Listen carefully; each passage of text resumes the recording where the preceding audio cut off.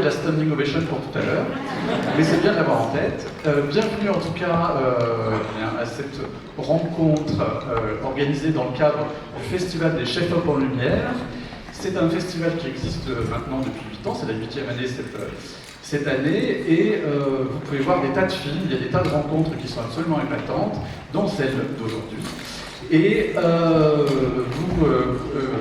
vous pouvez donc continuer à voir des films aujourd'hui, il y a également des projections demain, et après, à partir de lundi, il faut attendre l'année prochaine. Donc je vous incite à aller voir les films, parce qu'il y a des tas de choses qui sont absolument épatantes. Le festival propose des tas de choses, et puis, comme on est quand même aussi dans un monde marchand, vous avez vu peut-être à l'extérieur de la salle, il y a un petit stand, vous pouvez acheter des tas de bouquins sur le cinéma, il y a aussi pas mal de choses liées à Kaamelott. Vous pouvez donc faire le plein si vous ne possédez pas déjà tous ces éléments, et en même temps, vous pouvez les glisser dans le sac des chefs-op, parce qu'il y a des goodies pour les chefs opérateurs, ça doit vous leur venir en fait. Et ces petits goodies sont, ma foi, fort sympathiques et permettent la pérennité du festival. Voilà, alors j'ai le grand honneur de vous présenter Jean-Marie Drejoux, qui est président d'honneur du Festival des Chefs-Op en Lumière.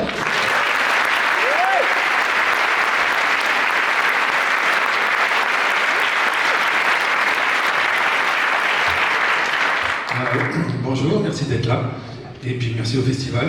Ce festival Chefs-Op en Lumière permet entre autres de découvrir notre métier, que beaucoup de gens ignorent en fait. Donc c'est toujours bien de parler de notre métier. Voilà, même pour vous donner un exemple, mes parents n'ont jamais su ce que je faisais en fait. Voilà. Et je vous demande bien entendu, alors là donc on est d'accord, la standing ovation c'est pour tout à l'heure, mais d'applaudir avec la chaleur qui mérite Alexandre Astier.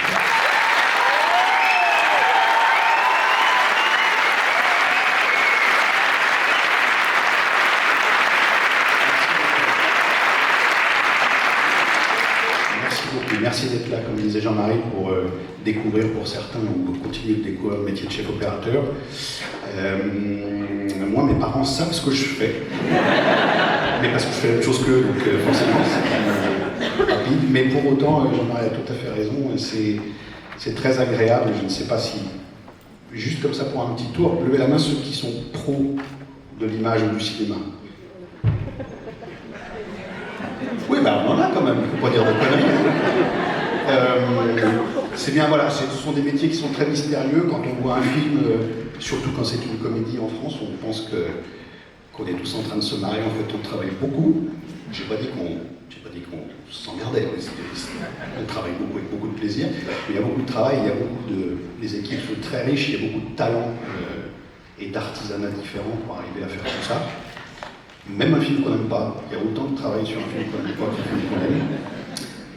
Et voilà, le travail de Jean-Marie fait partie des grandes importances d'un plateau de cinéma, dont je suis ravi qu'on parle aujourd'hui. Voilà, merci d'être là en tout cas.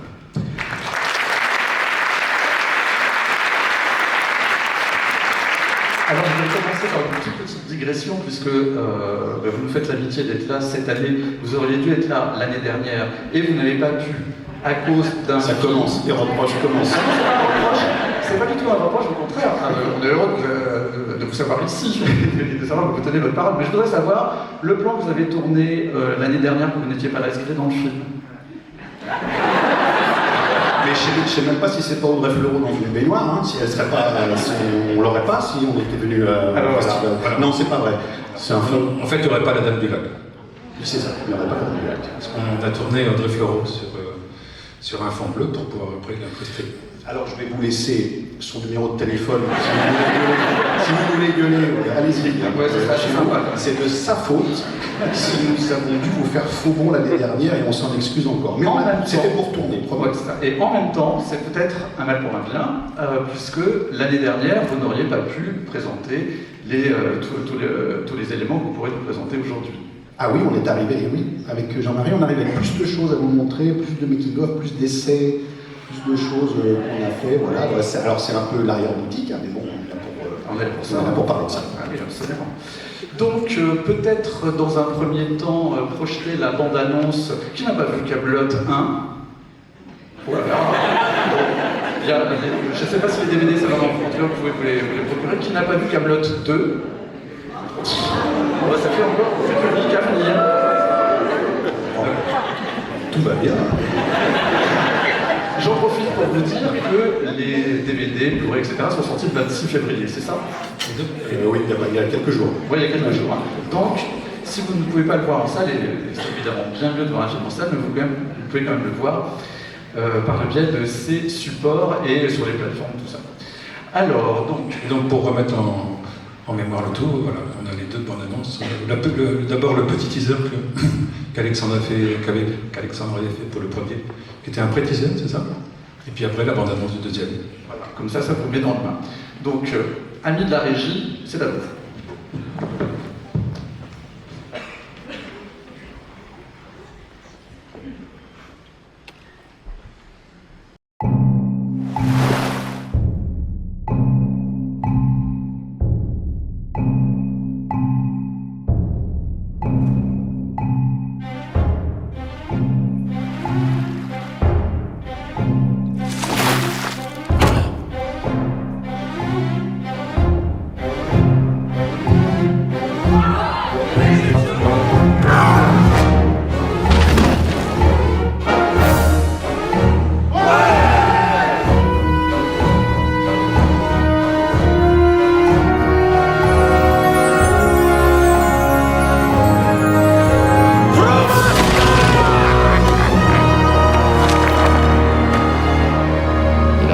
C'est un plat qui se mange sans sauce.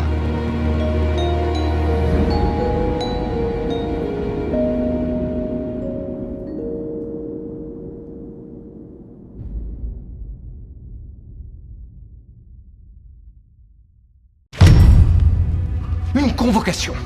Vos beaux-parents ont bel et bien organisé la première réunion de la nouvelle table ronde. Ben, si vous voulez la faire, faites-la.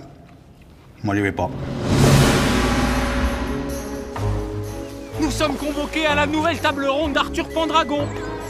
Si on me convoque à la nouvelle table ronde, j'y vais. En tant que vétéran, vous pouvez peut-être louper le début. C'est un message des dieux, c'est sûr. Je vous préviens, si on n'arrive pas au bateau à l'heure, on part pas aujourd'hui. Ah, mais 2 secondes peut-être, non? L'aventure, c'est pas la va-vite. Allez hop, table ronde. Passons directement au sujet principal de cette première réunion, les quêtes. Attendez, c'est pas Arthur Pendragon qui préside? Ceux qui pigent rien à rien, ça dégage. Bon sang. Oh là. Tout doux les foufous. Pourquoi est-ce qu'on partirait à l'aventure? Est-ce que les rois risqueront de n'être soudain plus personne? Non mais vous connaissez ma loyauté, sire. Je n'en ai aucune. De fouler les collines et les prairies nouvelles, d'où surgiront les adversaires?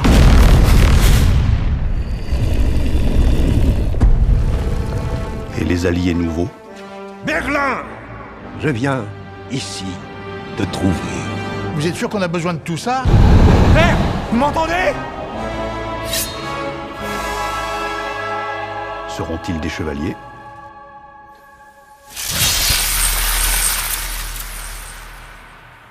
À vous de me dire. Vous en étiez où avant que j'arrive? On en était aux quêtes. Qu'est-ce que ça disait? Ça disait merde. Et c'est pas encore voté.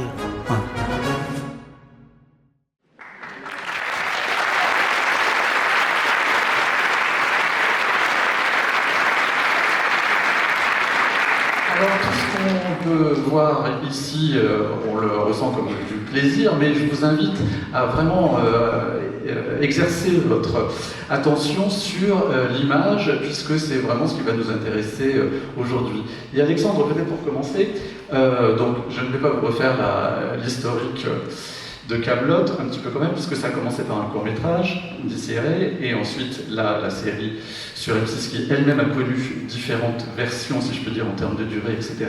Puis les longs-métrages actuels. D'un point de vue image, comment est-ce que vous avez conçu toute cette élaboration Alors, le court-métrage Désiré, c'était du Super 16, donc c'était un court-métrage d'un jeune gars qui veut s'essayer et qui fait son court-métrage, quoi. À l'époque, c'était quand même beaucoup plus simple enfin, ça n'était pas simple, mais c'était beaucoup plus court en pellicule, en Super 16, donc ça, c'était pour le cinéma, ça a fait le tour des festivals dits de cinéma, comme ceux d'aujourd'hui. Ça a remporté pas mal de prix à l'époque. Et puis après, il y a eu les déclinaisons à la télévision, donc quelques pilotes. Et à la télévision, on est la première série en HD de l'époque. On était la première série 16/9 natif, voilà, avec des télés que les Français ne pouvaient pas... je parle vraiment comme un mec de 250 ans, mais c'est pas tout à fait faux. Il y avait peu de spectateurs, de téléspectateurs français qui pouvaient recevoir à l'époque la HD telle qu'on la faisait. Voilà, et donc on a toujours attaché beaucoup d'importance à ça. Si vous voulez, le credo, ça a toujours été, c'est une comédie, mais j'ai toujours dit bien volontiers que je n'aimais pas trop, en France en tout cas, la manière dont qu'on avait de considérer la comédie comme un sous-genre et comme un truc pas important et qui n'a pas besoin de belle image, qui n'a pas besoin de beaux sons, qui a besoin d'acteurs spécialisés de comédie. Puis il y a encore ce fantasme-là dans la tête de beaucoup de producteurs et de beaucoup de chaînes. Et donc, comme j'ai toujours été comment on peut dire poliment, un emmerdeur, enfin un truc comme ça, même quand je n'avais pas les moyens d'imposer des choses, j'ai toujours dit non, mais il faut une belle image, il faut les meilleurs décors qu'on puisse, alors avec la limite le budget bien sûr, mais il faut une belle image, il faut du son, il faut de la musique, il faut des acteurs, il faut des costumes, il faut que l'environnement d'une comédie soit très sérieusement mené. J'invente rien, hein. En France on a eu Gérard Rouny, quand il fait la cour espagnole pour La Folie des Grandeurs, il brade rien, du costume à la lumière, au décor, il va tourner en Espagne, il va tourner dans les... Et moi je suis, très modestement, de cette école-là, je pense qu'il faut créditer l'environnement d'acteurs de comédie pour que la comédie prenne. Donc depuis le début, je m'attache à essayer de faire du mieux que je peux. Évidemment qu'on a plus de sous pour faire la minute d'un long métrage ici et qu'on peut partir en Islande, sous l'eau, à Malte et faire tout un tas de... Mais le sérieux, j'ai toujours essayé de l'imposer tout le temps et d'encourager les artisanats du cinéma à venir travailler, y compris à la télé, parce que moi je ne fais pas tellement de différence entre les... En tout cas, j'ai fait pas de snobisme en tout cas entre cinéma et télé, ça c'est sûr. D'accord. Et donc dès le début, vous aviez des idées précises concernant les images lorsque vous avez travaillé avec votre chef opérateur pour le court-métrage et pour la série, ou est-ce que c'était un dialogue en permanence ou pas? Je pense que j'essaye toujours de travailler avec des gens qui aiment expérimenter. J'aime travailler avec des gens qui aiment les machines, qui aiment les nouveautés, pas les nouveautés par goût de la nouveauté, les nouveautés pour savoir ce qu'elles nous apportent, qu'est-ce qu'elles nous permettent de faire en plus, qu'est-ce qu'elles nous permettent de faire plus vite, mieux. Et en ce sens, c'est pour ça que mon camarade Jean-Marie, on s'entend bien, c'est parce que je ne connais personne qui aime autant que lui expérimenter les choses.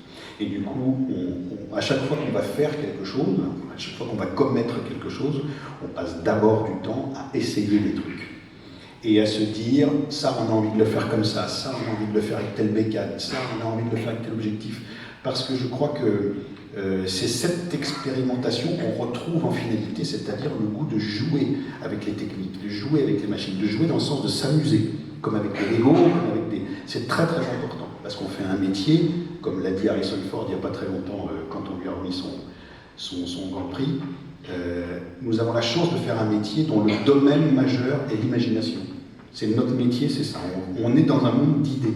Et pour encourager ça, il faut expérimenter, il faut aimer les outils. Il faut aimer les outils qu'on utilise pour faire ce métier. Il faut aimer les artisanats.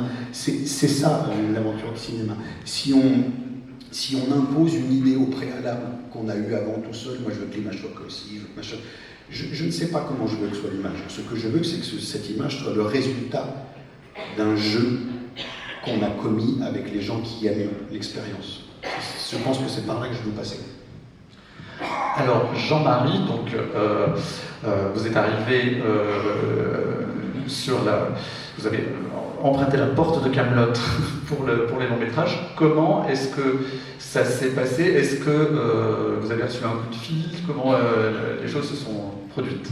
Bah oui, en fait, pour le premier film, donc Alexandre cherchait un directeur de la photo. Je crois qu'il avait fait. Voilà, il regardait un petit peu partout, et effectivement, mon téléphone a sonné à un moment donné. J'étais au Canada à cette époque-là, donc on a fait une vidéoconférence ensemble. et puis on est très vite parti sur les bagnoles, je crois, il me semble. Ouais. On a dû parler de bagnole. C'est quelle bagnole en particulier? Il y avait un modèle? Non. À cette époque-là, on ne savait pas encore. Je devais hésiter sur une bagnole ou une autre, j'en sais rien. Enfin bon, il s'agissait donc de machines. Oui. C'est déjà dans le bricolage, déjà dans l'expérimentation permanente. Absolument. C'est ça. Et puis donc, voilà, après on s'est rencontrés à Lyon. Et donc moi je ne connaissais pas trop la série, mais j'avais quand même été baigné dedans parce que mes garçons écoutaient ça en permanence, en boucle, pendant leurs devoirs, etc. Donc à chaque fois que je passais, j'entendais. Et mes garçons m'ont dit, papa, c'est pas possible que tu fasses pas ce film. Donc voilà, du coup ça a très vite fonctionné. Lorsque vous êtes rencontrés donc, pour une séance de travail et d'expérimentation permanente, puisque c'est comme ça qu'on peut vous caractériser finalement, par quoi est-ce que vous avez commencé parce que quand on n'est pas du sérail, on ne sait pas trop comment ça se passe, on imagine qu'évidemment il y a un scénario. Est-ce que vous avez lu le scénario? Est-ce que d'un point de vue image, vous prévoyez plein de choses, en l'occurrence vous faites, je ne sais pas moi, un storyboard, ou est-ce que c'était plus informel, je ne sais pas. Déjà, il fallait choisir avec quoi on allait tourner. Ouais. Et donc, comme Alexandre est un féru de technique, il connaissait à peu près tous les modèles. Mais j'étais obligé de lui présenter tous les modèles pour qu'il voit exactement ce que ça donnait. Donc, pour le premier, on a déjà utilisé, on a fait des essais, on a tout passé. Alors, quand on fait des essais, pour que ce soit clair pour tout le monde, c'est qu'on prend un studio, en gros, pour faire de l'intérieur, puis on choisit un extérieur. Et puis, on commande aux loueurs les caméras, les objectifs qu'on veut essayer. Nous, on a commandé tout le bordel. Tout ce qui pouvait exister à ce moment-là, qui faisait des films, y compris Péloche, et plusieurs formats de Péloche. On a tout essayé. Les objectifs, les machins, il y avait, franchement, au studio, il y avait 50 millions d'euros, un truc comme ça. Et ce sont des prêts. Et parce qu'évidemment, chaque loueur espère qu'on va prendre leur matos pour le faire. Et on a essayé. On a essayé des choses qui sont un petit peu propres à Kaamelott pour le coup, c'est-à-dire on a fait gaffe au feu, aux torches, parce que ça, pour un capteur ou une pellicule, ça change tout. On a essayé les endroits froids, on a donc été tourné Jean-Marc va vous montrer quelques images de ces essais qu'on a fait, parce qu'on vous les a apportés, dans la neige. Donc des choses très chaudes, très froides, très voilà, comment réagissent les buées, comment réagissent les fourrures, comment réagissent les cheveux, comment réagit... Et on a tout regardé, on a tout développé, et on a voulu se décider sur comment on partait sur ce film, sachant que c'était encore plus vrai à l'époque, mais on vit une époque charnière pour le cinéma. On vit la pellicule qui commence à cohabiter avec un numérique qui est tout à fait valable. Il ne l'a pas toujours été, ça a été des fois très dur de tourner en numérique, au début en tout cas, avec les Vipers et tout ça, etc.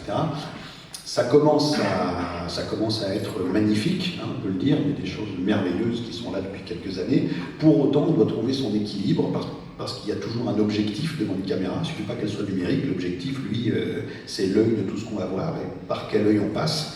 C'est très important. Et donc on s'est engagé déjà dans des essais. Je pense que c'est la première chose dont on a parlé.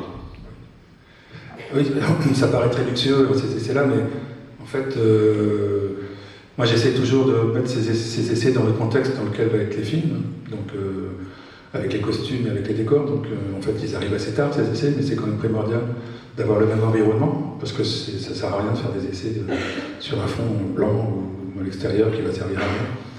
Mais en fait, c'est pas si compliqué à mettre en place, hein. Il suffit juste d'un petit studio, d'avoir quelques éléments de décor, ou d'être en extérieur, et d'être assez chanceux sur la météo finalement, parce que par exemple, on avait beaucoup de trucs qui se passaient dans la neige, et puis quand on fait nos essais, il y a de la neige. Mais ça, c'est parce qu'on est un peu béni. C'est vrai, on a eu du bol. On a eu de très jolis essais, on va vous montrer, qui effectivement sont très parlants. Et puis après, c'est pas que technique, hein, c'est le goût, quelle image on préfère, quoi. Voilà, tout simplement, avec quoi on a envie de partir pour des mois et des mois d'aventure. Voilà, c'est un état d'esprit, il y a des marques, évidemment, hein, il y a des grands groupes, il y a le grand Sony, le grand Harry, il y a le grand Fuji, et puis alors nous, pour le premier, on est donc parti avec une caméra qui nécessitait qu'on nous envoie un bonhomme avec. des chariots de disques durs qu'il fallait mettre dans un camion réfrigéré. Enfin bon, ça va mieux maintenant, mais à l'époque, je me souviens très bien d'un directeur de production, donc celui qui s'occupe des sons, qui nous a dit: vous êtes sûrs les gars que vous voulez qu'on s'engage dans un truc comme ça? Alors, on s'est regardé Jean-Marie, on dit oui. Donc on est parti, et effectivement c'était un peu une usine à gaz, mais n'empêche qu'on n'a jamais regretté. La preuve c'est qu'on a un peu rempilé avec un système très cousin.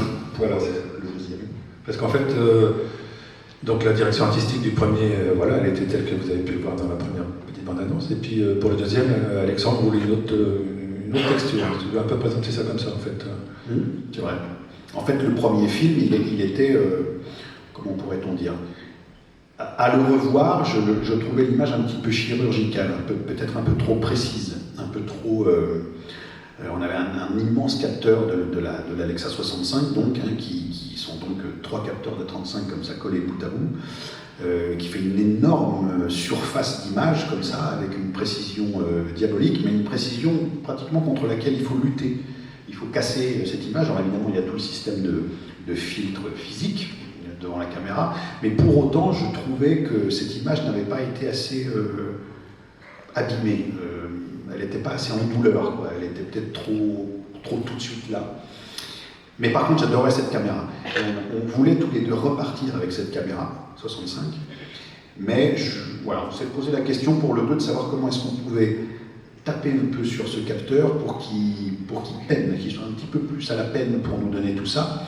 C'est passé par un changement d'optique, d'objectif, très clairement, puisqu'on a une légère anamorphie maintenant, qui déforme l'image pour la recompresser derrière, ce qui enlève un petit peu de ce caractère extrêmement précis. Et puis on a quelques plugins qui sont fabriqués par des camarades de Paris qui s'appellent les Films de la Chapelle, et qui nous ont proposé un procédé de sampling de bruit, d'une certaine courbe colorimétrique qui s'inspire d'émulsions, mais pas seulement, et qui nous ont donné comme ça une image un petit peu plus vécue, un peu plus burinée, un peu plus patinée. Et du coup, dans les deux annonces que vous avez vues, vous avez dû voir déjà la différence entre les deux textures. Et est-ce que cette caméra, on la voit dans ce que l'on va voir maintenant, en l'occurrence un petit making-of, parce qu'il y a des tas de... Ah oui, je pense qu'on doit l'avoir dedans. Ouais. Ah oui, on a juste un tout petit bout du... Voilà, il y a un petit making-of du numéro 2, hein, et vous allez voir un petit peu différentes scènes et séquences, puisque c'est toujours assez impressionnant sur ce genre de film qui a une importance très très grande en termes de technique, de techniciens, etc. Donc vous passez un petit peu de l'autre côté du miroir. Donc, normalement, j'ai juste appuyé là-dessus. Cadré, et action! 10,80 sur un troisième. Allez, il faut qu'on y aille, s'il vous plaît. Silence et action. C'est bonne. Je ne peux pas vous promettre que vous ne prendrez pas ce qui reste de plafond sur le béret. Et Nous sommes convoqués à la nouvelle table ronde d'Arthur Pendragon. on court un peu après le soleil, mais ça va aller. Oh, voilà, lui, ça a rien compris. Moi, je suis déjà dans le... Je le savais. Ah oui, c'est ça. Et 3, 2, 1, top. Et on avance. On va démarrer. Là, Allez, silence partout. cœur. Attendez. Faut y aller, les amis. Oui.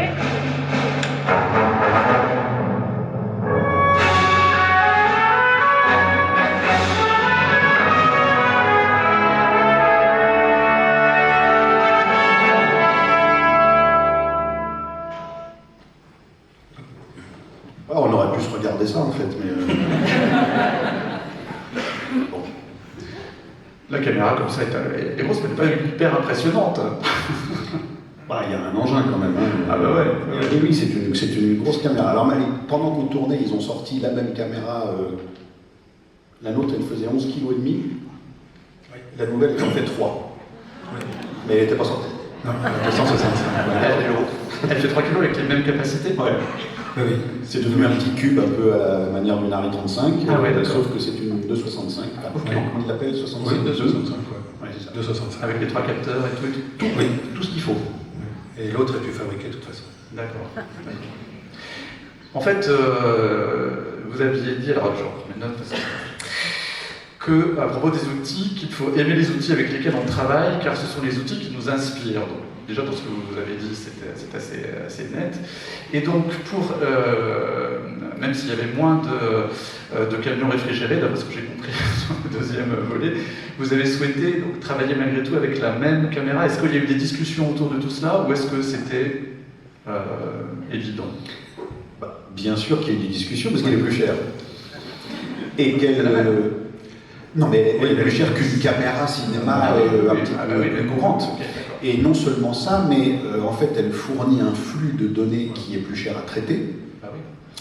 Donc en fait, bon, je ne sais pas s'il avait dit ça pour m'alarmer, mais en gros, à la production, pas que je dise il, parce que c'est nous qui produit aussi, mais bon, je suis quand même alarmé par des mecs qui défendent mon propre pognon, si vous voulez, parce que ça n'a aucun sens.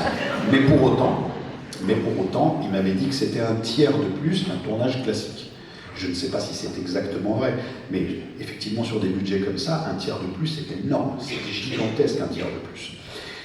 Pour autant, la signature de cette caméra, pour le premier volet, nous avait tellement marqué, Jean-Marie et moi, qu'en fait, on la cherchait partout dans les autres essais qu'on avait effectués. On était sans arrêt en train d'essayer de la retrouver.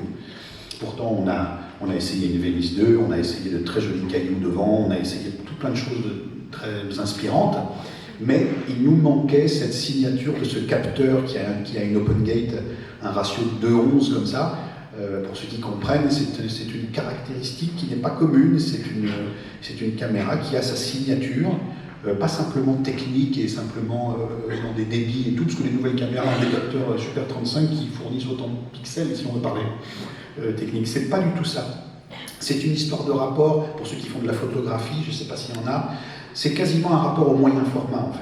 C'est ce que le moyen format nous inspire par rapport au 24-36. Le moyen format fait des objectifs qu'on met devant, des objectifs qui sont moins grand angle, qui sont tout de suite beaucoup plus...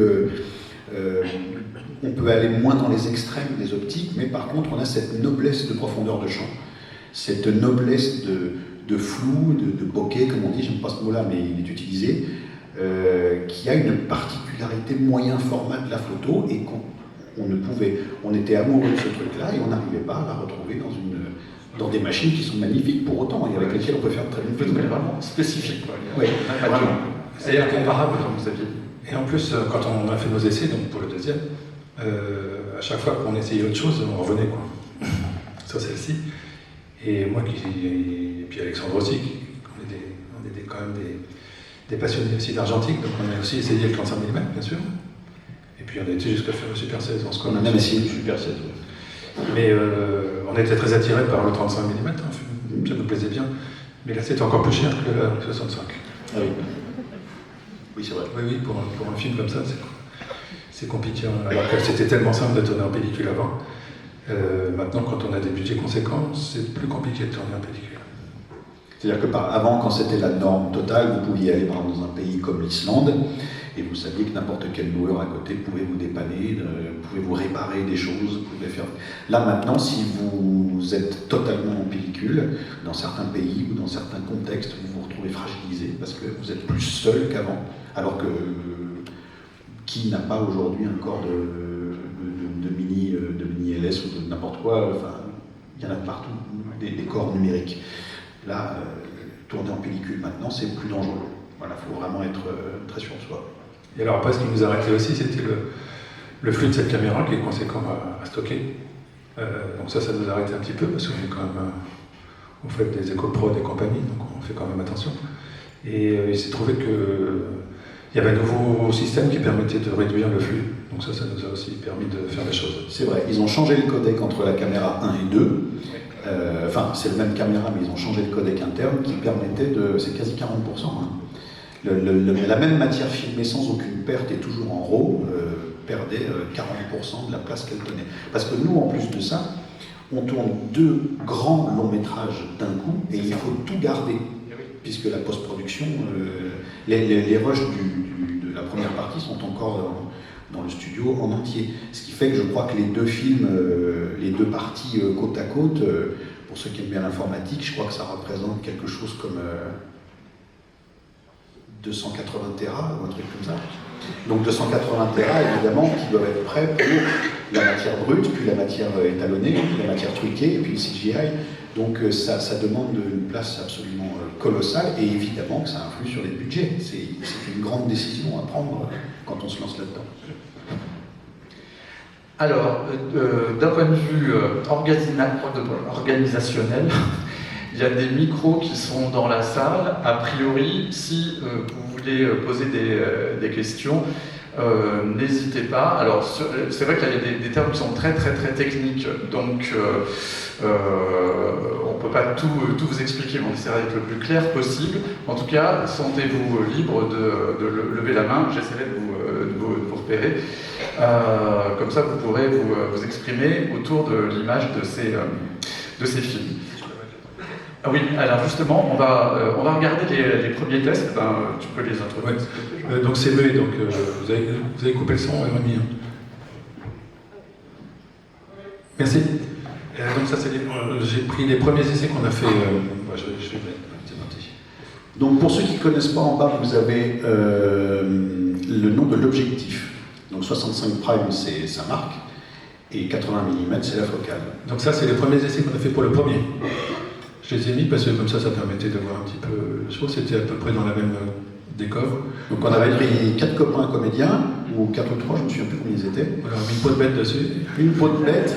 On est tombé sur cette météo extraordinaire dans la campagne, je ne sais plus où est-ce qu'on était là, enfin, pas très loin de à la Jasserie. À la Jasserie, ouais.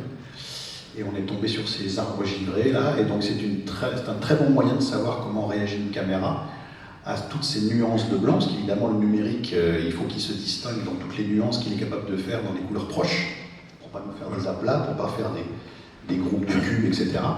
Donc là, je vous ai mis qu'une machine et qu'un objectif. On a passé plein de machines et plein d'objectifs. Ah oui, on refait sans arrêt, on change de caméra, ils refont le même chemin, on rechange, on remet... Pour mes assistants, c'était... Parce que les types, on leur dit, viens, tu vas faire les essais de câbloc, les gars, ils arrivent, ils se disent, super, et en fait, non, c'est pas bien. Sauf que lui, après, il a un rôle maintenant dans le truc, donc ça va. Et c'est vrai que notre équipe, pas facile. Ah bah oui, non, c'est parce que les pièces dans la neige, tout ça, enfin bref. Puis personne ne sait ce qu'on fait en fait devant. Ils font que marcher à droite. Nous, on s'amuse, on change les objectifs, on essaie des trucs et tout. Ouais. Eux, ils font que marcher. Ils doivent d'ailleurs se demander ce qu'ils font, à mon avis.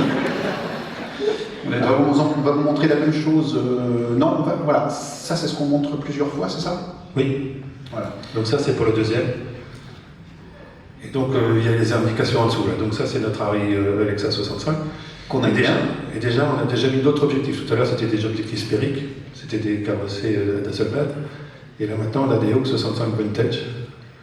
Alors x1.3 c'est donc l'anamorphique. L'anamorphique. Et on voit déjà dans les textures du fond et tout ça que ça change beaucoup un peu. Vous voyez, si vous regardez les arbres dans les grilles là-bas, ils ont un flou très particulier, ils sont beaucoup plus vite flous grâce à l'anamorphique que sur un objectif sphérique. Et c'est pour ça qu'on leur a fait faire quelque chose avec une grande différence de focale, avec des reprises de points quand elles se retournent, tout ça, justement pour tester ça, parce que c'est ça qui fait le caractère d'une image. Donc là pareil, on a fait beaucoup d'objectifs, et je vous passe. Et donc ensuite, on a fait la même chose en 35 mm. Donc ça, c'est de la pellicule chimique à l'ancienne. Donc c'est une Aricam. Alors par contre, elle a la spécificité c'est un objectif sphérique qui fait 2 fois. Donc il a la morphose, elle est x2 là. Donc ça, nous on aimait bien. Hein, mais c'est bon. Voilà. C'était compliqué de faire ça. C'est... En fait, la caméra qu'on a prise, qui est la précédente, en fait, c'était une des seules qui nous permettait de ne pas regretter le 35. Voilà, en gros, c'est ça. Parce que ce qu'on aime bien avec Alexandre, c'est retrouver la rigueur du tournage 35 mm, enfin du tournage argentique. C'est-à-dire qu'on coupe après le clap, et après la fin de la prise, et puis on met la caméra juste pour le clap. Et il n'y a pas de vidéo village. Vous savez ce que c'est le vidéo village? Est-ce que quelqu'un sait ce que c'est que le vidéo village? Je l'expliquerai après. Il n'y en a pas, chez moi, il n'y en a pas. Ça gueule, mais il n'y en a pas. Donc on a fait et ça, c'est la même chose avec, en 16 mm, en Super 16, avec pareil une anamorphose de 1.3. Donc on peut voir un petit peu la différence de grain entre le 35 et le Super 16. Mais ça reste quand même très agréable, le Super 16. Le Super 16, c'était encore notre format de téléfilm il y a 15 ans 20, ouais. Comme ça. Mais ça reste très beau, c'est noble le Super 16. Surtout anamorphique comme ça. Ouais. Un autre essai dans un autre décor, juste à côté, pour faire voir un petit peu comment on fonctionne aussi avec les torches. Donc ça c'est la caméra du tournage, pour de nouveau l'Alexa 65. Avec nos Hawks 23. Et ça c'est très important de savoir comment on va réagir une flamme sur du blanc, sur du gris. Comment ça va ressortir avec ces heures qu'on appelle un peu bleues. Enfin, avec la neige, l'heure bleue est un peu augmentée, mais en tout cas c'est un peu, voilà, des sortes de crépuscule.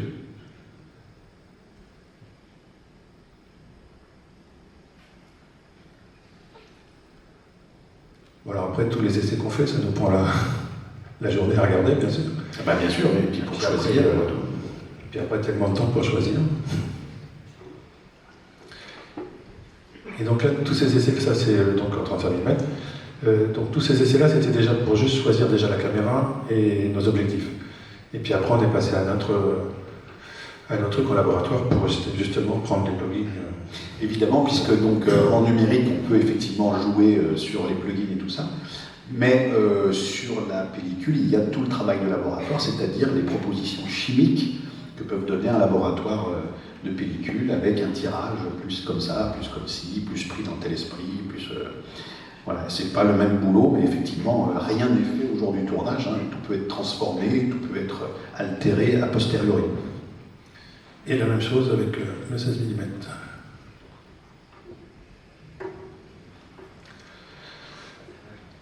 Non, on peut encore dire merci à notre équipe, d'assistants, parce qu'ils ont été vite pour changer toutes les machines, parce qu'entre la caméra numérique, le 35 mm, le 16, à chaque fois il faut changer les machines, il faut changer les objectifs. Et puis moi je les presse parce qu'il faut garder la même lumière. Donc... Oui, tout le monde ne glande pas un jour d'essai. Il y en a qui bossent même 6 fois plus que d'habitude, c'est les assistants. Voilà, c'est beau le 16 aussi. Ben oui, on aime bien. Ben voilà, pour ça, c'est là. Voilà, pour vous dire à quoi on passe notre temps. Et du propre. Et on fait la même chose en studio, pareil, et après ça devient fastidieux à regarder tout ça. À ce stade, y a-t-il une question? On en prend une ou deux, alors. Je vois un rapport. Y a-t-il un micro? Non? Je pense que le temps que le micro arrive à vous, on est... Ah oui, il n'y a pas de micro dans la salle en fait. Essayez-le à cappella pour voir. Juste, j'avais la question, vous faites le même procédé pour le son? Alors le son, moi j'ai une affinité particulière avec le son puisque je suis avant tout musicien et j'ai toujours passé mon temps dans les studios. Donc je suis un amoureux des micros, je suis un amoureux des recorders, je suis un amoureux des plugins, je suis un amoureux de tout ça. Donc évidemment, je cause avec ces messieurs du son qui sont ravis parce qu'il paraît que c'est pas courant que les réas s'intéressent au son, mais qui arrivent toujours un peu après la bagarre. Mais moi j'y tiens beaucoup évidemment. Mais pour autant, l'expérience du 1 nous a permis de prendre... Là on est parti avec des micros qui étaient selon moi un peu moins fins, que j'aimais moins que les Shops du début, ou que, voilà, mais qui pour autant étaient plus solides. Le chef son s'est dit, cette fois-ci, je pars avec des tanks. Donc tant pis, le son sera un petit peu plus brut, là c'était les Sennheiser en l'occurrence, qui étaient réputés plus solides, mieux supporter les rafales de vent notamment, qui peuvent supporter plus de choc, plus de température, moins capricieux, parce qu'il s'est souvenu du bazar dans lequel on avait emmené dans le premier film, et il s'est dit, je me ferai pas avoir 2 fois, donc il a pris des chars d'assaut un peu. Mais on discute de tout ça, on discute de la machine sur laquelle ils enregistrent, mais le Kantar, aujourd'hui, ça reste quand même la Rolls du son, donc il n'y a pas beaucoup d'autres choses en fait en cinéma, il n'y a pas beaucoup d'autres choses pour les acteurs, pour tout ça. Il y a Sound Device qui fait des choses qui sont chouettes, il y a d'autres marques, c'est pas le problème, mais vraiment le Kantar reste au-dessus, quoi. Et puis c'est l'esprit français, et puis voilà, il y a vraiment un truc autour de cette machine qui reste inimitable, quoi. Mais oui, je parle beaucoup de son et je vais beaucoup les voir sur le plateau. Je vais beaucoup demander où est-ce qu'ils sont, où est-ce qu'ils vont se mettre, comment est-ce qu'il perche, est-ce qu'il cache un micro là, etc. Pour moi, c'est vraiment l'équivalent. Et généralement, chez moi, ils ne sont pas trop malheureux parce qu'ils savent que je comprends un peu ce qu'ils font, sans être capable de faire directement ce qu'ils font. Je comprends ce qui fait leur choix, ce qui les décide pour faire tel ou tel truc. Et je me passionne autant de discuter avec eux qu'avec l'équipe de Jean-Marie. Et puis tu vas pouvoir leur dire de temps en temps, bah non, là c'est pas possible, on peut pas tourner. Chose qu'ils auraient peut-être pas dit si c'était avec quelqu'un d'autre. C'est vrai. Moi, il m'arrive des fois de dire il y a du vent, on ne tourne pas à cause du son. Alors qu'en fait, ce qui arrive des fois sur les plateaux de cinéma, avec des réalisateurs qui sont peut-être un petit peu moins pointilleux sur le son direct et tout ça, c'est de dire on le refera après. On le fera en post-production, on reviendra en studio, on refera les trucs. Et moi, je veux pas. Et quand on a un directeur de production qui dit attends, je comprends pas, on peut le faire en post-prod, non, on attend, on s'assoit et on attend que le vent baisse parce que on filme du théâtre en fait. C'est des acteurs, donc il nous faut leur voix et il faut qu'ils soient bien. Il n'y a qu'une seule fois où ça m'a planté, il y a une scène qui est dans le premier volet, alors dans la version longue qui n'est pas encore sortie, qui n'est pas dans la version courte, qui était Chabat et moi qui marchions dans la pampa. Et mon chef son m'a dit c'est bon, ça passe. Non, ça passait pas. Mais on l'a su qu'après. C'est impossible. On reprenait des rafales de vent dans la tronche et tout, etc. Donc on n'a pas pu le récupérer. Pour autant, Alain Chabat adore faire de la post-prod. Il adore réenregistrer ses scènes. Et donc en fait, on l'a fait un peu à notre manière. Nous, on était que nous deux dans la scène. Si on avait été 10, ça aurait été l'enfer. Mais là, on était tous les deux. Et on l'a fait ce qu'on appelle en perroquet. C'est-à-dire qu'au lieu d'avoir une bande rythmo qui passe dessous et on doit se coller pile place comme en doublage, en fait, on passe la scène, on entend notre phrase et on la refait derrière. On la répète 3 fois derrière, pas synchro, et on la rebouche dedans. En fait, on s'imite nous-mêmes. Et on a sauvé la scène comme ça, elle est chouette, le son est du coup assez cool, on voit pas trop la supercherie, c'est assez bien. Mais c'est parce que Chabat il aime bien faire ça, et qu'il le fait déjà sans moi, donc on s'est amusé à le faire nous. Et c'est du bol, parce que moi, la post-prod en son jeu. En fait, c'est moi qui avais soudoyé, parce que nous, on aime bien le voir à l'image. Et c'est ça. Et moi aussi, j'aime bien le voir à l'image, et je l'aime pas au son, parce qu'on fait. On sait pas. Ça fait partie de la schizophrénie de mon métier. Les directeurs de prod doivent effectivement être contents. Mais oui, mais en même temps, je peux les virer. Mais au bout d'un moment, vous êtes schizophrène, vous devez vous virer vous-même en tant que...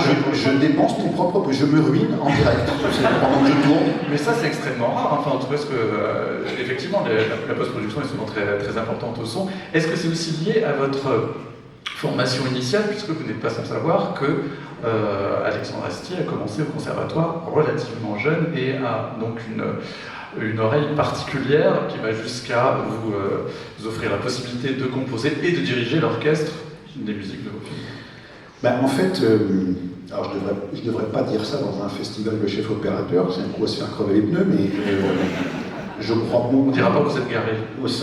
Je crois beaucoup au son, et je crois beaucoup qu'en fait, l'environnement sonore est quelque chose de très important pour évoquer les choses. Par exemple, donc c'est moi qui fais le montage du film. Chose qui, a priori, est assez rare, d'après ce que j'ai compris. Je demande aux gens du son, de la post-production du son, de me fournir avec des ambiances, déjà. Je veux une ambiance LCR, donc LCR à 3 voix, je veux une ambiance LCR pour chaque décor. Ça ne veut pas dire que ça va être une ambiance LCR définitive, ça ne veut pas dire qu'on va la garder jusqu'au bout. Mais si vous êtes en studio, comme je suis en train de monter une scène, là, je suis en train de, en ce moment là, quand j'aurai fini avec vous, je reprends le montage d'une scène avec Sting dans un environnement qui est marin, okay, comme dans le premier d'ailleurs quand il était là. Et en fait cet environnement, on l'a tourné en studio. Ça veut dire que je monte un film de quelqu'un qui est à côté du ressac d'une mer agitée, sans aucun bruit.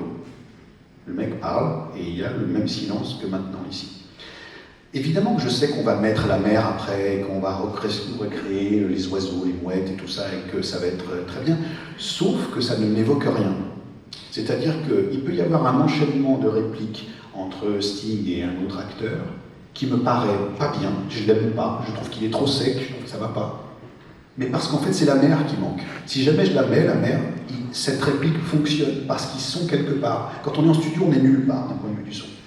Si jamais ils sont quelque part au son, Et je mets toujours une reverb sur les dialogues, je les prémixe toujours, parce que monter avec une reverb, ça veut dire aussi que la fin du mot de quelqu'un n'est pas sec, comme ça, et que d'un coup vous avez l'impression d'un cut, parce que qu'est-ce qui effraie le monteur? C'est le cut.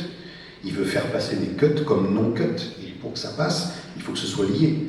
Vous mettez une reverb dessus, votre mot s'arrête beaucoup moins sec comme ça, vous avez une petite humidité à la fin, et d'un coup, votre réplique qui vous paraissait ne pas passer, si vous mettez une reverb et si vous mettez vraiment la mer avec les oiseaux, d'un coup vous dites si, ça marche, si, ça va, parce que je suis quelque part.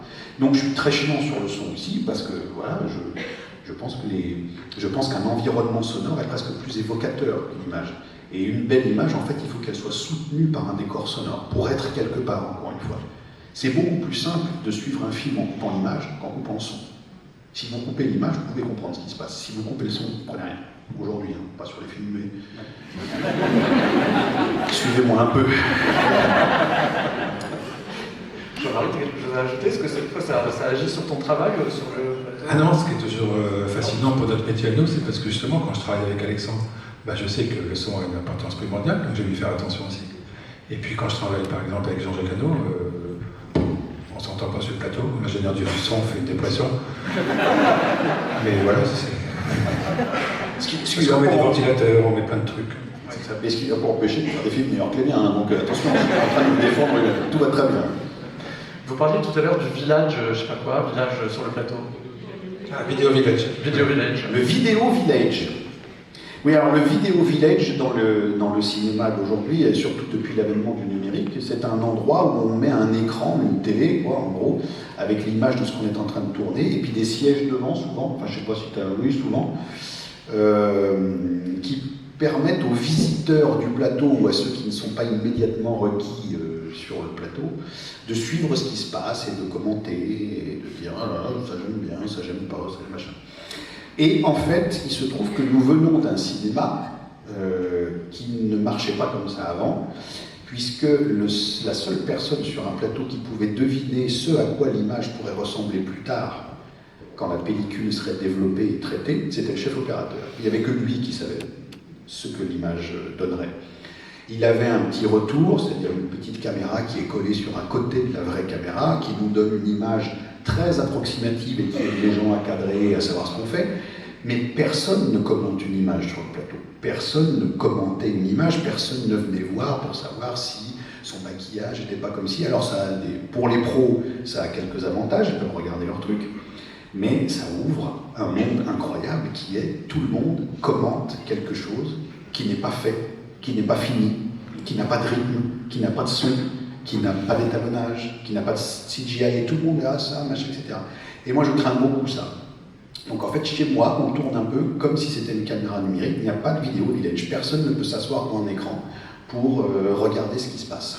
C'est le petit secret du chef opérateur, de son réalisateur, de l'équipe image, et évidemment, de temps en temps, d'une maquilleuse, de quelqu'un qui vient voir si un col, si une teinte, si une patine passe, etc.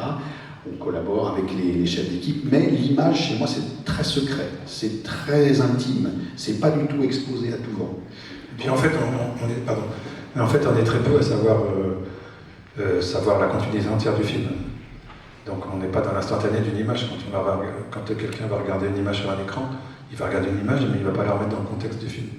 Nous, on sait que cette scène-là, elle va être entourée entre une scène avant et une scène après. Donc c'est pour ça qu'elle a cette tonalité-là. Et puis, on sait que ce petit bout-là qui ne va pas bien, il ne sera pas monté, parce qu'il n'est pas bien, etc. etc. Donc on n'a pas besoin de commenter les choses. Donc finalement, effectivement, on retrouve l'état d'esprit du tournage 35 mm. Les rushs, finalement, il n'y a que vous, Jean-Marie, qui les regardez, ou comment est-ce que ça se passe? Non, ils sont open. Ouais. Non, tout le monde peut regarder, au contraire, c'est un partage. Okay. On fait des fois des séances pour pouvoir montrer sur le grand écran, pour qu'on discute tous ensemble. Quand on revient d'un bloc à l'étranger, par exemple. Oui. Du coup, on essaie de faire une projection pour un peu ceux qui étaient avec nous, puis ceux qui n'étaient pas là. Mais on le fait entre chefs de poste. C'est-à-dire qu'en fait, ces projections sont faites pour les gens qui sont susceptibles de corriger leur travail ou d'avoir un commentaire personnel sur quelque chose qu'ils auraient voulu faire différemment. C'est ce qui sert au travail. C'est pas du tout une manière d'apprécier le truc ou de... C'est pas voué, c'est ni public, ni à vue de production, ni rien du tout. C'est vraiment, c'est pour mieux bosser, quoi. Bah oui, c'est comme les rushs d'avant, quand on allait en projection le soir, qu'on se faisait un certain pour savoir si c'était pas flou, si c'était... Oui, parce qu'à l'époque, quand on recevait les rushs, elles avaient 48 heures déjà. Ouais. Donc c'était pour voir si ce qu'on a fait il y a 48 heures et qu'on ne peut plus refaire n'est pas foutu. Alors c'est ça aussi. C'est surtout ça, quand je vous disais qu'on a des difficultés de tourner en argentique maintenant, sur des gros films d'époque comme ça, c'est ça aussi que... C'est-à-dire qu'il n'y a plus la ligne sur les tableaux Excel, il n'y a plus la ligne de l'attente des choses. C'est-à-dire que les décors vont être rendus dès que les cartes sont backupées, les costumes vont être rendus dès que les cartes sont backupées, alors qu'avant il fallait attendre le retour, ça voulait dire qu'il fallait garder les costumes, garder les décors. Et dans des films un peu lourds comme ça, avec des gros films d'époque, c'est compliqué. Vous avez des questions là-bas, si ça... Excusez-moi, j'ai une question, parce que tout à l'heure vous avez dit que vous avez tourné avec la Viper. La Viper, elle était quand même en développement. J'ai pas dit que j'avais tourné avec la Viper, hein. J'ai dit qu'au début du numérique, il y avait la Viper et que c'était une caméra avec laquelle c'était très difficile de tourner. Mais je n'ai fait que parler à des gens qui l'ont fait, je ne l'ai pas fait moi-même. Ah d'accord, merci. Nous, on a tourné avec ma première, c'est avec une Sony 900, je crois. Oui, là, c'est Sony 900, donc ça devait être une HD 2 pouces, quart de pouce. On regarde nos ongles, parce que le sensor devait être large comme ouais, c'est ça. À mon avis, cet ongle-là. Non, c'était une période difficile. Enfin, moi, j'ai été confronté au problème avec Defray, que j'ai tourné donc en 2002. Et justement, j'en discutais avec un collègue américain qui a tourné Collateral à la même époque. Donc lui avec une Viper et moi avec des HD 900, un peu trafiqué par Panavision. Mais en fait, on s'apercevait qu'on avait été poussé par des metteurs en scène à aller dans cette nouvelle technologie. C'est toujours ça qui est intéressant dans l'évolution du cinéma. On est toujours poussé, nous, les directeurs de la photo, on est toujours poussé par nos metteurs en scène qui veulent faire des choses. Et donc Dion, lui, par exemple, sur Collateral, son metteur en scène voulait absolument tourner dans Los Angeles, ressentir les ciels de Los Angeles qui sont très particuliers la nuit.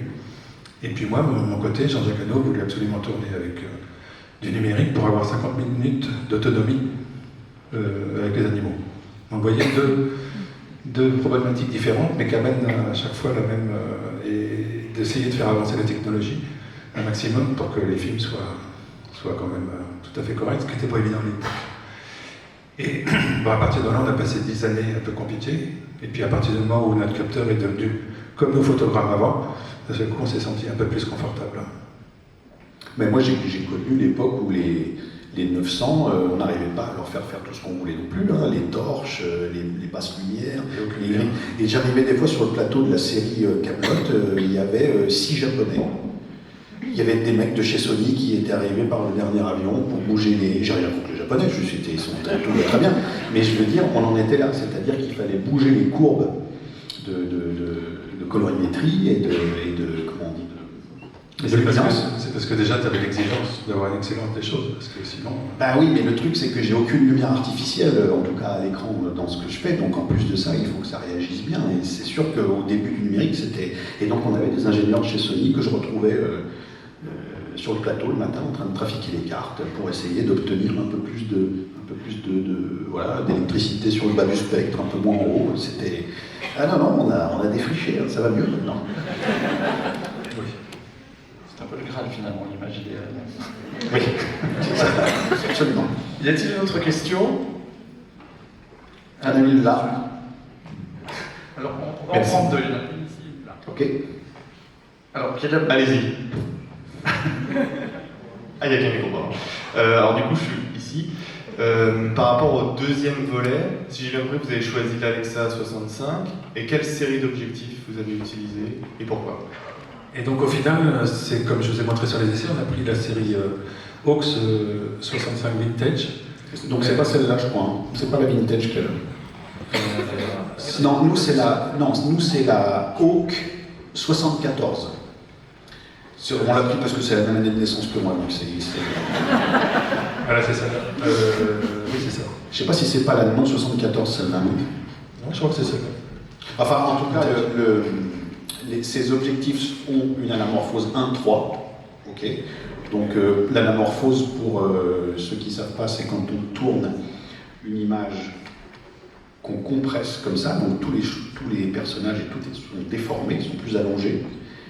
Et au moment de la post-production, on remet l'image comme ça, ce qui permet de contenir sur un capteur plus de données, plus d'images, et surtout, on a aussi cet effet qui joue beaucoup sur les flous de bord d'optique. Sur l'anamorphique, c'est très présent. Et donc, c'était la première fois qu'on pouvait avoir sur cette caméra des objectifs anamorphiques, puisque comme le capteur est très grand, il faut que le cercle de confusion fasse vraiment bien le tour, et en anamorphique, c'est encore plus compliqué. Donc, Harry aurait bien voulu qu'on prenne les leurs d'objectifs, mais on a vraiment tenu à avoir cela. Et Mathias, 74. Mathias l'avait pris sur FM aussi. Ah oui, absolument. Et vous remarquerez que si c'est les essais, si tu peux nous remettre sur du 65, on a toujours eu un petit peu de vignettage. Oui. Le vignettage, c'est quand les coins de l'image sont un petit peu noirs, comme ça veut dire que l'objectif ne couvre pas tout à fait la totalité du capteur, parce qu'il est tellement grand que sur certaines optiques, notamment les larges, on a, voilà, c'est des choses qu'on a dû ou corriger ou légèrement recadrer à la fin, parce que cette caméra est très gourmande en cercle de confusion, et toutes les optiques, même si elles sont faites pour 65, des fois, elles nous causent des petits... Voilà, que dire de la série Leica qu'on avait essayé, qui est carrément un downfall affolant. Ouais. Une belle image pourtant, mais qui était étonnamment vignettée. Et l'anamorphique, juste pour vous dire, c'était une invention française qui a été faite par un ingénieur qui s'appelait M. Chrétien, et qui avait été inventé au départ pour les chars d'assaut. En fait, c'était pour avoir plus de vision dans une petite surface. Donc en fait, ça consistait à compresser effectivement l'image un maximum pour après la rétablir en largeur. Mais nous, on aime ce système-là parce qu'au cinéma, ça fait... Par exemple, vous avez tous vu dans un film, notamment quand c'était la grande mode de l'anamorphique hollywoodien, quand quelqu'un rentre dans une pièce sombre avec une lampe torche, vous avez la lampe torche qui fait 2 traits bleus comme ça, qui font tout l'écran. Il n'y a que l'anamorphique qui puisse faire ça. Les objectifs sphériques font plutôt un halo autour, et voilà, c'est typique des phares de voiture ou de choses. Et ce trait bleu là, qui est très à la mode, moi quand j'étais longtemps assistant opérateur, et donc ça venait des objectifs Panavision, et nous on luttait pour ne pas l'avoir. Ce flair, donc on était harcelés par le directeur de la photo pour protéger au maximum la caméra. Donc il y avait des volets partout qui protégeaient la lentille, pour justement pas avoir ce reflet bleu. Bah oui, tout comme Megaman mettre des baskets volontairement pourries des années 70, alors que nous on les détestait quoi. C'est pareil pour les appareils photo, ils veulent des vieux trucs, mais c'est normal, je pense que je trouve même que c'est très bon signe en fait, parce que est-ce que quand on fait du cinéma, on n'est pas sans arrêt en train de chasser une nostalgie, quelle qu'elle soit, et de quelle époque, quelle date? Est-ce qu'on n'est pas sans arrêt à la course avec une image qui nous a marqués? Voilà, moi je suis marqué par le cinéma des années 70 américain. C'est sûr que pour moi, je pense que l'image du cinéma, c'est ça. Le cadre du cinéma, que ce soit, je sais pas quoi, les 3 jours du Condor, ou enfin des choses comme ça, quoi, qui sont avec les défauts de l'époque, avec le grain de l'époque, avec l'anamorphique de l'époque. Ça reste dans ma tête, et c'est forcément pas dans la tête de quelqu'un qui est né après 2000, l'image absolue, l'image parfaite du cinéma, qui nous emmène dans un conte de fées, c'est-à-dire c'est pas un reportage, ça n'a pas la qualité d'image d'un reportage tourné en caméra vidéo au coin de la rue. Au contraire, ça met plein de filtres entre nous et ce qui se passe, que ce soit en couleur, que ce soit en imprécision, en grain, et c'est pour ça qu'on a cherché à abîmer un peu plus cette image, parce que j'essaie de me rapprocher d'une image qui, pour moi, est l'image absolue, mais qui n'est pas pour tout le monde. Et aussi, vraiment spécialement pour la salle de cinéma. C'est-à-dire que le rapport au cadre est très important. Dans une salle de cinéma, quand on voit un gros plan, la personne est plus grande que nous. Donc c'est très important. Avec un plan large, d'un seul coup, on voit tout. Ah, voilà. D'où l'intérêt de voir absolument les films en salle et pas sur les téléphones portables. Il y avait une question, jeune homme. Alors moi j'avais 2 rapides questions, dont une assez particulière. La première c'est, est-ce que selon vous, il faut du culot pour exercer votre métier? C'est la particulière ça ou pas?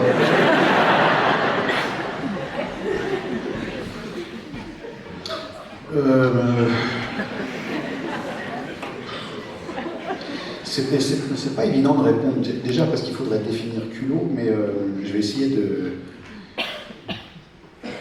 Je sais qu'il y a beaucoup de jeunes gens qui, pour faire ces métiers, souvent ont une rupture familiale à faire avant. Parce que ça n'est pas dans les codes de leur famille, et leur famille, avec toute la bienveillance possible, a peur pour eux, parce qu'ils n'ont aucune connaissance de ce que c'est. Et un des premiers culots de certains qui ont dû faire une rupture avec leur famille pour être acteur, pour être, que sais-je, un petit peu moins technicien, parce qu'il y a un côté ingénieur qui peut-être rassure un peu plus les familles, ce qui ne devrait pas, hein, parce qu'il y a autant flou que le reste, mais bon, en tout cas, acteurs, musiciens, tout ça, il y a des familles dans lesquelles il faut exercer une rupture, aussi douce soit-elle, mais des fois non, elle est un peu violente. Et j'ai pas eu à le faire, puisque ma famille a déjà fait ce pas-là avec leurs parents. Donc moi, j'ai juste suivi le truc. C'est comme si j'avais repris la boulangerie familiale. Je n'ai choqué personne en disant que je voulais être musicien ou acteur. Ils ont dit ok, qu'est-ce que tu veux? Mais je suis conscient quand même de ce genre de truc, puisque ma mère a une école d'acteurs à Lyon et que je vois bien que les jeunes gens qui se pointent là-dedans, de temps en temps, ne sont pas compris en fait par leur famille et arrivent dans un environnement où ils ont dû déjà lutter pour partir. Et après, ils doivent lutter pour découvrir quelque chose dont ils ne sont pas familiers. Moi, je savais ce que c'était que le métier, je l'ai vu de près toute mon enfance. Mais il y a des gens qui le fantasment beaucoup, et quand ils arrivent dedans, ça leur plaît moins que prévu aussi. Donc le culot, c'est souvent ça, c'est-à-dire dire, les gars, je vais quelque part où je ne connais rien, et poussé par des gens qui n'y connaissent rien non plus et qui me disent de ne pas le faire. C'est un premier culot. Et puis après, en ce qui me concerne, moi, j'ai dû beaucoup dire non. La première fois que j'ai dit non, on était en train de tourner les pilotes de Kaamelott, et il y a mon camarade Franck Pitio qui vient me voir et qui me dit ils sont en train de faire des photos là-bas dans l'autre pièce, tu devrais venir voir parce que je pense que ça te plairait pas. Et on avait des photographes qui faisaient un peu ce qu'ils avaient fait pour toutes les comédies télé, un peu machin, c'est-à-dire des photos comme ça avec les mecs qui font. Et moi qui voulais un Kaamelott hyper tenu, hyper comédie, ok, mais comédie sérieuse, tout ça, etc. Je me dis, mais qu'est-ce que vous faites? Qu'est-ce qu'ils font? Et là, j'avais des photographes de 50 ballets, je peux le dire parce que je les ai maintenant, donc je sais ce que c'est. Des mecs qui avaient fait ça toute leur vie, des producteurs, des mecs d'M6 qui étaient là. Moi, j'avais 30 ballets, je venais de nulle part, personne ne me connaissait. Et j'ai dit, je veux la carte de l'appareil. Le mec me dit, non, mais attention, tu sais, si on n'en a pas besoin, on ne s'en servira pas, machin. Je dis, non, oui, vous en servirez pas, mais je veux la carte de l'appareil, maintenant. Ils m'ont donné la carte de l'appareil. Je n'étais personne. Je dis pas que je suis quelqu'un, mais j'étais encore moins. Ça, c'est du culot. Mais est-ce que le culot, c'est ça? Je sais pas. Si le culot, c'est tenir suffisamment à ce qu'on fait pour tenir tête à ceux qui vont vous expliquer comment le faire alors qu'ils ne comprennent rien, il en faut un peu, oui. Alors, j'ai peur pour la deuxième question. Je peux juste répondre par rapport au culot.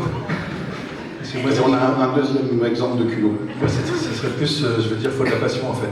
Parce que moi, justement, j'étais dans autre cas de figure. Mon papa était cheminot. J'étais en province, donc le cinéma, la famille, je ne connaissais pas. C'était en 77.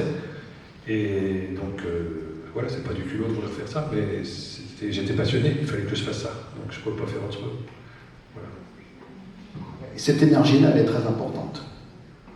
C'est très important parce qu'on ne peut pas dire aux gens que ça va se passer sans embûche. C'est pas vrai. Mais qu'est-ce qui se passe sans embûche? C'est là où, par contre, je parle aux parents. Si vous connaissez une voie qui est sans embûche, aussi rassurante soit-elle, les ingénieurs, les toubibs, les avocats, les machins, ça fera. C'est pas ça qui garantit le bonheur pour le gamin. C'est une idée bien. Donc, il y a des embûches, oui. Est-ce qu'il y en a plus qu'ailleurs? Je sais pas. C'est pas sûr, non. Et pour la deuxième question, moi j'aimerais bien la jouer au culot, c'est est-ce que vous accepteriez de m'accepter en stage d'observation?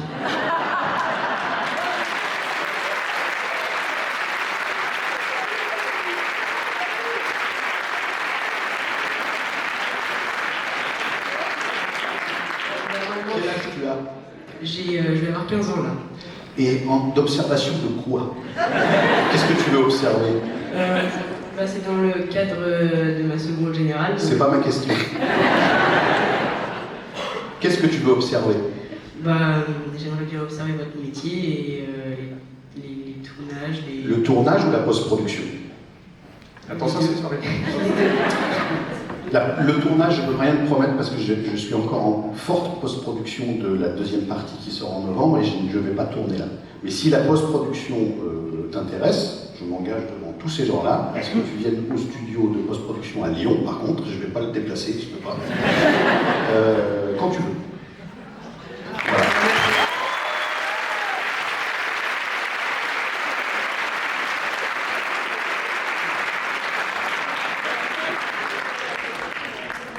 Voilà, ça me dit bien rempli pour toi. Alors, je vais pas prendre une autre question tout de suite, sinon on ne va pas terminer le montage. On ne voulait pas tous faire un stage. Alors, pour en revenir au deuxième volet, dans des éléments légèrement plus techniques, il y a pas mal de décors.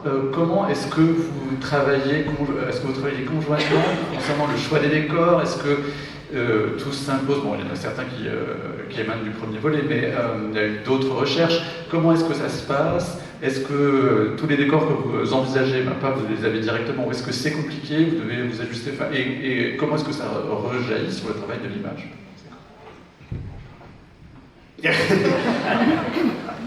Alors, je vais vous faire part d'une religion qui est la mienne. Je ne peux pas prétendre que ce soit une religion de tous mes camarades réalisateurs. Mais la mienne de religion, c'est que vous voulez quelque chose, vous obtenez les outils pour le faire, dont un décor, et vous allez chercher ce que vous vouliez faire. Mais vous pouvez aller chercher des outils, tomber amoureux des outils, et c'est les outils qui vous disent ce que vous devez faire. Ça marche dans les deux sens chez moi. Ce qui fait que quand on cherche un décor, il y a des gens qui vont chercher un décor, et d'ailleurs c'est à rapport de nombreuses engueulades avec certains de mes équipes, qui me disent qu'est-ce que tu veux? Et j'en sais rien. Mais je tiens à pas savoir. Je ne veux pas savoir ce que je veux. Parce que si je sais ce que je veux et que je vais chercher ce que je veux, en fait, ce que je vais obtenir est limité par mon imagination. C'est-à-dire que ça va s'arrêter à ce que je voulais. Or, ce qu'il faut, c'est être surpris par ce qu'on va chercher. Par exemple, l'Islande. L'Islande est une partie du volet 2 qui est très importante. C'est une aventure à part entière. Du travail que toutes les... Parce que embarquer 150 personnes en Islande, c'est une aventure d'équipe. C'est-à-dire qu'on va être... Voilà, ça c'est sur un glacier, en Islande, à une certaine heure, avec un certain matos, avec... Avant tout ça, on s'est engueulé avec les tir-prod et les équipes locales en disant « Vous n'allez pas aller là-dessus, vous allez finir au fond de l'eau. L'île d'Anne-Femme, elle est à peine arrivée, sortie de l'avion, qu'elle va couler et qu'elle va être bouffée par des phoques. » Et à un moment, il y a ça derrière, c'est-à-dire que ce qu'il faut, c'est qu'on vive quelque chose. Moi, je pense que quand on vit quelque chose sur un tournage, ça se voit, en fait. Ça se voit à l'écran. Ça ne fait pas tout, évidemment, on a quand même quelque chose à raconter, évidemment. On a un scénario à suivre, il n'y a pas d'impro en plus, moi c'est exactement ce qui est écrit et filmé. Mais pour autant, dans le choix d'un décor, il y a aussi quelle aventure ça nous propose, à nous, équipe, aux acteurs, où est-ce que ça les emmène? Parce que quand vous faites venir des gens comme ça, dans un studio à Villeurbanne, encore une fois, j'ai rien contre Villeurbanne, en banlieue lyonnaise, mais c'est là où sont les studios, et que vous les faites débarquer à Reykjavik et faire 3 heures de bagnole sous la neige avec un type qui vous dit en anglais « Hier, il y a eu 2 morts sur cette route ». Et que vous arrivez là et que vous devez jouer une sorcière des neiges et que d'un coup, vous avez vraiment froid et qui sort vraiment une buée jusque-là de votre bouche quand vous parlez, que vous avez les pieds qui vont tomber, honnêtement, hein, ou quasi, et que vous avez tout le monde qui s'occupe de vous, c'est-à-dire que vous arrivez par exemple au costume et tout le monde s'occupe de vous mettre des chaufferettes dans les trucs, de dire avec ça va aller, on va venir le chercher, que tout le monde vous amène un thé pour que vous teniez le coup, vous ne faites pas le même film. C'est une aventure, vous ne pouvez pas parler d'aventure aux gens sans en vivre une vous-même, ça n'a pas de sens. Donc comment est-ce qu'on choisit un décor? Eh bien parce qu'on a envie d'y aller. On a envie d'y aller. Donc Jean-Marie et moi, on a une petite tradition, parce qu'on est un vieux couple maintenant. On commence toujours par un trajet de bagnole, où qu'on soit. Lui et moi. Qu'est-ce qui conduit? Moi. Mais Non, mais parce que sinon il se ferait emmener par la prod, par les pick-up. Il veut pas, il dit non, moi je pars avec Alex, donc on s'attend. Donc là c'était 4h45 du mat des fois. Sur le parking, il devait faire moins 120 000 au compteur. On nous avait filé un Toyota, c'était un Land Cruiser, et on allait sur le plateau, lui et moi. On ne parle pas, on ne travaille pas, on ne dit rien. Ça, il faut dégérer le pare-brise. Il fallait qu'il fasse un expresso, parce qu'on a une autre tradition, c'est qu'il me fasse un expresso dans la bagnole, avec une machine que je lui ai offerte, mais quand même c'est lui qui fait l'expresso. Et on démarre sur ce truc, et on se paume dans le blizzard, et le Land Cruiser est sur la glace comme ça, et on ne sait pas où on est, on pense que c'est le décor là-bas au fond, parce que la régie nous a mis vaguement un panneau qui s'est envolé 65 fois dans la nuit avec des vents à 180 km/h, mais c'est illimitable ce qui se passe pour nous là.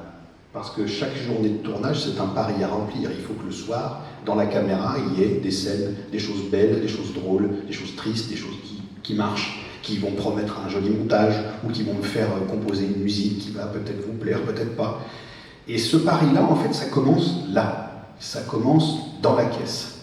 Ça commence parce qu'on ne sait pas ce qu'on va trouver, et parce qu'on est, comme ça, ne serait-ce que confronté à une météo difficile. Ça a l'air de rien, mais quand vous allez chercher des choses et que vous devez lutter pour aller les chercher, c'est pas les mêmes que vous ramenez si vous avez été confortable.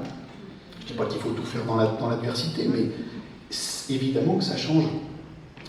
C'est un art vivant, le cinéma, contrairement à ce qu'on pourrait penser. C'est un art vivant, c'est du théâtre filmé. Et pour filmer du théâtre, il faut qu'il arrive des choses. Donc le choix des décors, c'est avant tout où est-ce qu'on a envie d'aller. Qu'est-ce qu'on a envie de faire? Qu'est-ce qu'on a envie de vivre? En accord avec le script, bien sûr. Mais c'est surtout ça. Et là aussi.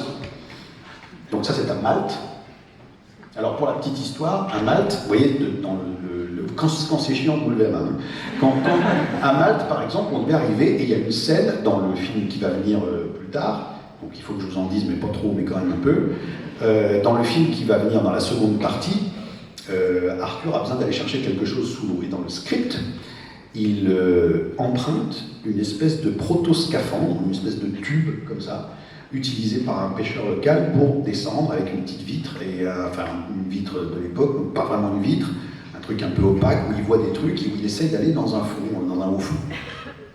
On arrive là-bas et bon an mal an on me dit la machine on te l'a fabriquée selon les plans, mais il y a un fort risque de noyade. Puis c'est des marins là-bas, donc quand ils vous disent ça, vous les écoutez quoi. Et comme moi mon but n'était pas forcément de mourir là-bas, on s'est vraiment posé la question de savoir ce qu'on faisait. Donc il a fallu que j'apprenne à plonger parce qu'on s'est dit on enlève la machine et il va plonger en apnée. Et donc il a fallu, on a foutu une équipe de gars qui font bosser l'apnée. Donc j'avais 3 hommes grenouilles et des gens qui sont champions de je sais pas quoi et qui tiennent, qui commencent à m'allonger à côté de la piscine de l'hôtel pour me faire gagner des minutes de machin, et ça en quoi, en une semaine bon. Puis moi qui dis, ce serait mieux avec les costumes. Oui, parce qu'il y a celui-là derrière. Quand je fais de l'exercice, il est à côté, avec un petit appareil photo pour archiver. Et du coup, voilà, ça, typiquement, j'ai dû apprendre à plonger et à aller visiter quelque chose sous l'eau en quelques jours, quoi. Mais c'est sans arrêt, ça. C'est-à-dire, il y a ce qu'on avait dit qu'on ferait, et puis il y a la vie, quoi. Il y a le tournage, il y a les gens, il y a les équipes étrangères à qui il faut parler en anglais, à qui il faut essayer d'amener dans le projet, alors qu'en plus, eux, ils ne connaissent pas du tout Kaamelott. En France, c'est pas la même chose, les techniciens savent ce que c'est. Mais là-bas, c'est différent, ils se demandent ce qu'on fout, d'ailleurs, des fois. Mais voilà, ça, c'est très important. Il faut être sur le coup, voilà. Il faut aimer les surprises, il faut aimer que ça change. Un tournage qui se passe juste comme on a dit, je crois que ça n'est jamais arrivé, on a plutôt vu. Voilà, donc il faut ça m'est arrivé, je ne me souviens plus. Il faut aimer ça. Il faut accepter l'inattendu et s'en nourrir. Il faut aimer l'inattendu, il ne faut pas l'accepter, il faut le voir comme quelque chose qui va dessiner votre film à votre place, des fois. Et Jean-Marie, en fait, l'équipe image est composée de combien de personnes? Parce que vous évoquiez une centaine de personnes sur le plateau à peu près. L'équipe image, par exemple, se compose de combien de personnes et En fait, elle est variable. J'ai une base, bien sûr, donc j'ai la base de mes assistants, électricien, machiniste, et puis ça augmente en fonction des décors, où il y a besoin des fois, des pays aussi. Donc ça varie. Mon équipe de base, on doit être une douzaine à peu près. Et puis ça peut monter jusqu'à 30, 40, s'il y a besoin, quand il y a des grands décors, quand c'est la nuit, etc. Et là, donc, pour ce film, il y avait une quinzaine de personnes, c'est ça à peu près. On était de base, on était 12, je pense. D'accord. Donc 12 contre dans la caméra, l'électricité et la machinerie. Donc certains congelés d'un côté, d'autres qui avaient un petit peu trop chaud de l'autre. Les mêmes, on a congelé et brûlé les mêmes. Il ne faut jamais recongeler une deuxième fois. Non, jamais. On est d'accord. Là justement, est-ce qu'on peut peut-être voir des images à commenter sur... on était où là? On est sur les extérieurs. Il y avait des choses... Ouais. Ça c'est donc... oui, c'est le premier volet, oui. On avait sélectionné ça justement pour que vous voyez un petit peu les différentes textures. C'est par rapport à l'apparition de Lancelot. Donc ça c'est dans le premier film. Vous voyez une image assez sèche en fait, quand même. Mais c'est un peu dans les mêmes tonalités, un peu froide. Et vous allez voir donc Lancelot arriver.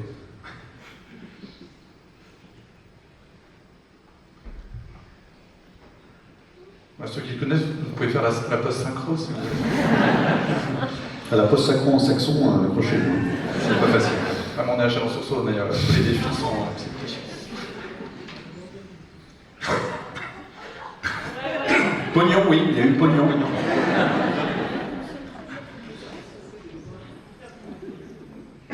On veut bien. Ça.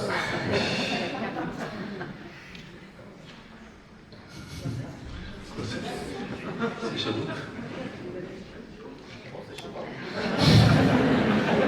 Oui, alors je ne sais pas pourquoi De Gaulle ne sait jamais qu'est-ce qui est à lui ou pas. J'ai aucune idée, c'est date depuis la série, c'est à chaque fois qu'on est quelque part, il ne sait pas que c'est à lui. Donc je garde la même chose, hein. Il ne sait pas. Alors on va vous montrer donc l'intro de Lancelot, de l'autre côté. Hop, voilà.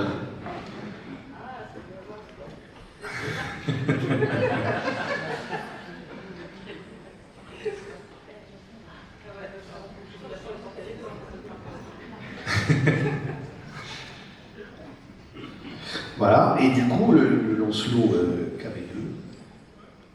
Alors, on est moins bleu, mais on est dans sa cabane. Puis dans une image un peu plus. Qui est un peu plus métallique, un peu plus acier. Alors, je ne sais pas si vous sentez dans les arrière-plans, surtout, essayez de regarder dans les flous, on n'est pas du tout dans la même texture, surtout dans les bords du cadre. Ouais. Si vous allez extrême gauche ou extrême droite là-bas. Déjà, on peut voir un petit peu de vignettage dans les plans larges, un peu. Et donc on a un chef décorateur complètement secoué qui... Alors là, oui, pour vous dire... il a cramé tout le truc. Parce que tout ça, c'est cramé par terre. Vraiment, avec des mecs au chalumeau qui ont cramé la terre de cet endroit qui pourtant ne nous appartient pas. Vous avez racheté depuis. On voulait vraiment un contraste qui ressemble un petit peu à un traitement sans blanchiment. Et avec un sol clair, ça n'aurait pas été possible. Ouais. Donc c'est pour ça qu'on a toujours une harmonie entre... chef décorateur, la créatrice de costumes et puis nous à la photographie. Toute la direction artistique de ça correspond vraiment à un travail d'équipe. Pendant le micro-salon qui s'est déroulé au début février, là, on a fait plusieurs conférences par rapport à ça. Donc j'en avais une qui était très technique sur justement les plugins qu'on a utilisés, tout le workshop qu'on a utilisé, tout le workflow qu'on a utilisé, pardon. Et puis une autre qu'on a fait avec le CNC, où là c'était plus pour la direction artistique. Je parlais avec Philippe Chiffre, Marilyn Fitoussi, et puis Sébastien Rat, et notre maquilleuse aussi, Frédéric. Voilà. Donc ça, si vous aimez la technique, vous pouvez aller sur le site de l'AFC et sur le site du CNC, vous pourrez, je pense qu'elles sont retrouver ces conférences pointues, mais passionnantes. Là c'était plus pour parler de mon patron. Absolument, l'AFC. Y a-t-il une autre question? Oui?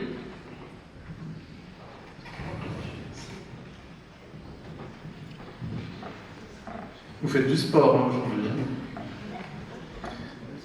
Bonjour à tous les trois. Bonjour spécialement à Monsieur Astier. Je voulais juste prendre 15 secondes avant ma question pour vous remercier quand même de nous divertir depuis 18 ans maintenant à peu près, si je compte bien. Avec grand plaisir. Voilà. Faudra qu'on fasse gaffe à pas se bourrer sur nos pulls aussi accessoirement, ce que je vois, mais bon, c'est un détail. Absolument. Voilà. Non, ma question, elle revient plus sur le début de la conférence. Vous évoquiez les outils avec lesquels vous aviez expérimenté. Un outil qui fait beaucoup parler de lui en ce moment, c'est les intelligences artificielles génératives. Et j'ai cru comprendre que vous n'en étiez pas forcément hyper fan, mais comme j'imagine que vous avez dû expérimenter avec, qu'est-ce qu'il y a que vous garderiez et qu'est-ce qu'il y a dans l'IA que vous jetteriez absolument? C'est très difficile de rendre compte de tout ça. Je me suis rendu compte que je pouvais dire beaucoup de conneries, non pas parce que c'est plus des conneries que d'habitude, mais parce que l'IA elle-même change de gueule tout le temps, toutes les semaines presque. Donc c'est compliqué. Il y a un truc qui me reste à peu près, après je ne sais pas si Jean-Marie est d'accord ou pas, mais je pense que je vais prendre deux exemples. Il y a un exemple qui est la conformation son, qui est une étape d'un film, par exemple. Imaginez, vous avez une scène montée, et puis vous avez le son qui va dessus. Le son sur Kaamelott, c'est peut-être 1500 pistes empilées les unes sur les autres. C'est énorme. Et mettons qu'on prenne ce petit bout-là, et puis qu'on le change. Je change le montage. Ça, c'est plus long, ça, c'est plus court, et j'ai enlevé tel plan, etc. La V2, quoi, de ce truc-là. Et bien, il faut une conformation son. C'est-à-dire que ces 1500 pistes, il va falloir qu'elles suivent le cut, le raccourcissement d'ici, le rallongement de là, et le plan qui c'est. Et c'est un enfer. C'est un boulot de chien. Parce qu'il faut surveiller ces choses-là, il faut écouter les transitions, pour pas qu'il y ait de choc, pour que les réverbes soient respectés, tout ça. Si jamais l'intelligence artificielle fait ça, mais qu'elle le fasse, très honnêtement, on se servira du talent humain pour vérifier ce qu'elle fait, ou pour la corriger, ou pour l'aligner avec un truc qu'on veut. Mais quel intérêt de faire ça à quelqu'un? Sans vouloir parler, on prend le travail de quelqu'un. Les métiers vont changer, tout simplement, ils vont évoluer. Et toute l'évolution des métiers, ça a toujours été de faciliter ce qu'on faisait avant, en grand nombre, surtout sur les répétitions, sur les choses qui sont comme ça, qui ne dépendent pas de votre caractère, mais qui dépendent de votre nombre d'heures que vous y passez, pour finalement que l'humain fasse des choses qui lui sont propres. Ça, pour moi, que ce soit en CGI, que ce soit en tout ça, allons-y. Si elle fait les choses plus vite, qu'elle le fasse, aucun problème. Là où c'est plus dangereux, c'est tout ce qu'un producteur ou qu'un studio ne comprend pas. C'est-à-dire, qu'est-ce que c'est qu'écrire, qu'est-ce que c'est que créer, qu'est-ce que c'est que dialoguer, qu'est-ce que c'est que composer. Et si pour ces gens-là, cette étape-là, c'est juste une étape, et qu'elle soit remplie par quelqu'un ou pas quelqu'un, ça ne change rien. Là, par contre, on commence à rentrer dans un domaine où ça n'est plus une expression. Qui s'exprime si jamais c'est un ordinateur qui tâche d'essayer d'imiter ce qu'il pense que nous, on aime, par rapport à une répétition d'un truc. Parce que c'est sûr que si jamais on dit à un ordinateur, les gens, ils aiment bien la Joconde, ben, il va entendre ça, plus 100 000 autres tableaux qu'on aime bien. Et du coup, il va faire des tableaux qu'on aime bien. Mais moi, je pense qu'un créateur, c'est quelqu'un qui ne sait pas où il va. C'est la définition de quelqu'un qui invente, c'est qu'il ne sait pas où il va. Et nous, spectateurs, quand on est là pour recevoir le résultat du travail de quelqu'un qui ne savait pas vraiment où il allait. Ça nous encourage à être plus humain qu'humain, c'est-à-dire qu'il faut faire attention à ne pas trop savoir où on va. Les intelligences artificielles, elles peuvent nous servir à quelque chose, c'est à nous interdire d'être robotiques nous-mêmes, je pense. Parce qu'on a besoin que des humains se cassent la gueule, fassent des erreurs, dépassent leur propre imagination et fassent des choses pas si prévues que ça. Ce que pour le coup l'intelligence artificielle n'est pas capable de faire. C'est deux mondes. Je ne sais pas du tout si je réponds à votre question. Et moi de mon côté, on en parle beaucoup entre collègues bien sûr, et ça fait plusieurs années qu'on fait des conférences spéciales sur l'IA. Moi, je reste persuadé que tout ce qui est produit formaté, l'IA va s'en emparer, s'en empare déjà rapidement, de plus en plus. C'est-à-dire que dès qu'on lui demande quelque chose de formaté, elle va le faire très bien. Et moi, je suis pour qu'on reste, qu'il y ait une petite partie qui reste dans l'artisanat, comme disait Alexandre, parce que c'est comme fabriquer un meuble quand on le fait avec ses mains, c'est pas la même chose que quand il sera fait par une machine, quand il est manufacturé. Donc je pense que c'est ce créneau-là qui peut nous sauver quelque part de nos envies, de ce qu'on a envie de faire. Mais dès qu'on rentre dans quelque chose de formaté, je suis très... Enfin voilà, ça me terrifie, cette intelligence artificielle. Et je pense qu'il y a pas mal de gens qui s'en rendent pas bien compte. Ça m'arrive d'assister à des conférences où un metteur en scène présentait un film qu'il avait fait en intelligence artificielle. Et il présentait un prompt, le premier prompt de son film. Et dans le prompt, il décrivait la scène, dans un script, le décor, etc. Et puis en plus, il ajoutait avec quelle caméra s'était tournée, ce qu'il aurait voulu avoir le rendu. Et puis les objectifs. Et puis à la fin du prompt, il disait avec un directeur de la photo qui a eu un prix.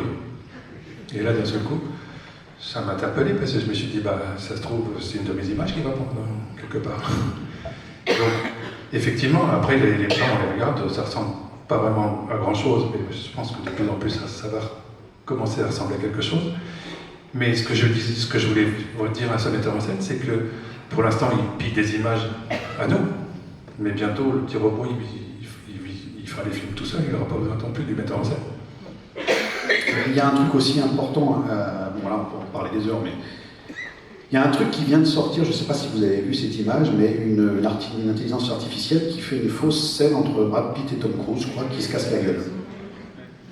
Et tout le monde dit, putain, il y a Brad Pitt et Tom Cruise qui se cassent la gueule, et il n'y a pas Tom Cruise, et il n'y a pas Brad Pitt, il n'y a personne. Et tout le monde est effrayé de ça. Alors moi la question que j'ai à poser, c'est simple, c'est, vous avez une scène avec Brad Pitt et Tom Cruise qui se pètent la gueule, et alors en quoi est-ce qu'on devrait être impressionné? Parce qu'ils n'étaient pas là, ok, mais pourquoi est-ce qu'on aurait besoin de cette scène-là en fait? Pourquoi est-ce que tout d'un coup le cinéma entier s'effondrerait parce qu'on peut faire une scène de bagarre entre ces deux-là sans les appeler? Pourquoi est-ce qu'on aurait besoin de cette scène en fait? On n'en a rien à foutre. Moi, je ne sais pas si je préfère qu'ils se cassent la gueule en vrai ou pas en vrai. Mais si l'industrie du cinéma repose sur le fait qu'on peut faire gratuitement ou presque une scène avec des acteurs qui sont devenus des acteurs grâce à eux-mêmes et à ce qu'ils ont fait, à leur travail, et à qui ils sont, en simplement imitant le truc, moi je ne vois pas à quoi ça sert. C'est exactement comme si on vous donnait, une petite pastille comme ça, et que vous ayez, quand vous la mettez là, vous avez une glace à la framboise, avec le cornet et tout. J'en ai rien à foutre, je ne veux pas faire bouffer une glace à la framboise, honnêtement. Je ne cherche pas le résultat, je cherche le travail, je veux l'aventure, on parlait de ça. Je veux sentir qu'il y a eu une aventure avant qu'on me donne quelque chose. Même si on ne me dit pas laquelle, si on m'en fout. Mais le résultat, on dirait d'un coup que le résultat annule tout le reste. Non. Ça annule à rien pour moi. On s'en fout que machin et bidule se bagarre. Et eux, ils s'en foutent aussi. Vraiment. Je ne sais pas si grave que ça. À part dans des productions qui pensent que la seule chose qui compte pour nous, imbéciles de public, c'est de nous donner une bagarre entre Cruise et Pitt. Si on est des cons, c'est ça qu'on paye. Et du coup, c'est ça qu'ils vont toucher. Et ils n'ont plus besoin des intéressés. Mais c'est plus compliqué que ça. Heureusement. Alors, il nous reste une dizaine de minutes. Y a-t-il une autre question? Ici? Oui.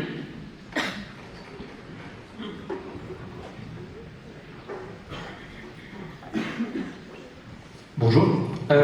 Dans votre dialogue entre chef opérateur et réalisateur, alors là j'ai compris que vous laissez prendre une place un peu à la surprise, un petit peu l'accident d'un décor, mais est-ce que vous pensez colorimétrie de l'image bien en amont? Est-ce que vous pensez décor, costume? Est-ce que du coup il y a eu un système de pré-lutage quand vous arrivez sur le tournage? Voilà. Oui, ça fait partie de la préparation qui est toujours assez longue. Avec Alexandre, il veut qu'on soit tous présents assez rapidement. Donc entre toute la direction artistique, c'est-à-dire le chef décorateur et la créatrice de costumes, et puis bien sûr la production, parce que s'il n'y avait pas quelqu'un de la production, on serait parti en Écosse par exemple. Bon. Complètement. qui lui va freiner la production va freiner nos envies, parce qu'on peut vite délirer dans tous les sens. Mais effectivement, c'est donc vraiment une grande préparation entre tous ces postes-là, qui définissent la direction artistique. Alexandre nous donne quand on fait la première lecture, quand on passe en revue toutes les scènes du scénario, il nous donne, alors ça, j'ai envie que ce soit le printemps, parce que c'est le renouveau, il faut qu'ils soient en construction. Enfin, tu avais dit beaucoup d'images de printemps, donc on va déjà avoir une imagerie. Ça, il faut que ce soit très méditerranéen, donc on va avoir aussi une imagerie. On sait qu'on ira dans des teintes chaudes, etc. Chez Lancelot, il faut que ce soit quelque chose de métallique, donc voilà, ce que je vous disais tout à l'heure. Donc Philippe, d'un seul coup, quand on va voir le château, il va dire ah non, qu'est-ce qu'on va faire par le sol? Alors il va trouver plein de solutions, puis comme Philippe, c'est un inventeur, donc il va dire bah voilà, on va cramer le sol. Ce genre de choses. Mais tout ça est vraiment bien défini. Alexandre a une vraie vision de ce qu'il veut, et c'est assez facile de travailler, parce qu'il dit bah voilà, ça serait bien comme ça, puis nous on cherche les solutions, on lui propose. Des fois il dit bah non, ça c'est pas bien, puis on change, mais des fois ça marche. Oui, puis c'est important aussi que la difficulté d'écriture de ce film-là, notamment, c'est qu'en fait, c'est plusieurs courts-métrages mis ensemble. Il y a vraiment le film des aventuriers qui partent dans la glace, le film des mecs qui partent en Méditerranée, le film des mecs qui restent à la table ronde, le film de... Et en fait, tous ces trucs-là, en fait, pour le spectateur, j'ai toujours eu envie qu'ils arrivent dans une palette de couleurs assez franche, pour que le spectateur se dise en 2 secondes « Ah bah tiens, on est avec eux là, c'est sûr, parce qu'on a des teintes, on a des bleus, on a des trucs, on est chez eux. » Mais du coup, ça, c'était pas que la lumière, c'est effectivement les costumes, c'est les maquillages, c'est évidemment pour les traitements du froid, du chaud, de tout ça, et en fait pour que les gens arrivent dans un monde qui est immédiatement avec une palette de couleurs, qui est respectée un peu de partout, et qui... voilà, et effectivement, on parlait de lutte, tous les rushs ont une lutte par environnement en fait. Comme ça, on ne les a jamais en roro, parce que le roro ça évoque pas grand chose, on va pas se mentir. On aurait pu être en 709 aussi, mais ça suffit pas, il faut une petite... voilà, donc Jean-Marie, il va rejoindre Nejib, qui est notre DIT, comme on dit, le data... Oui, celui qui s'occupe des data, de gérer les data. Et qui est dans un camion, qui nous suit tout le temps, et qui prend les rushs, qui les passe par le lutte qu'on a décidé pour cet environnement-là, et c'est ça qui finit par être dans mon montage, mais le soir même des fois, avec la lutte et tout ça. Et alors ces luttes-là, on les a définies en amont, bien sûr, à l'issue des petits essais que je vous ai montrés, par exemple, comme on a une grande panoplie entre plusieurs essais, là c'était juste les extérieurs, mais aussi les intérieurs. Et après, donc on va au laboratoire, je travaille avec les talonneurs, on met en place des luttes qu'on propose à Alexandre, qu'on propose à tout le monde aussi, c'est-à-dire la décoration, les costumes, c'est important pour eux de savoir que la tonalité des choses, ils vont pas donner le même costume. Marilyn va des fois changer les costumes en fonction des options qu'on aura prises à l'étalonnage, bien sûr. Et après, donc, on n'en bouge plus pendant tout le film. En tout cas, pour reprendre les mots d'un camarade, j'aurais presque l'impression de dire que j'ai face à moi 2 IA, mais qui ne sont pas des intelligences artificielles, mais des intelligences artisanales. Oh, fallait ma petite punchline de la fin.